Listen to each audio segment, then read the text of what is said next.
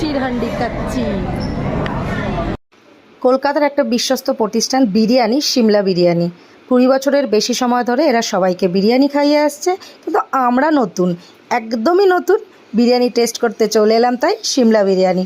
চলো ভিতরে যাই আর আজকে খেয়ে দেখি এখানকার স্পেশাল বিরিয়ানি।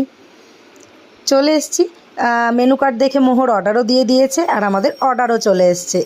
দেখো চলে এসছে এখানকার স্পেশাল লাসুনি কাবাব।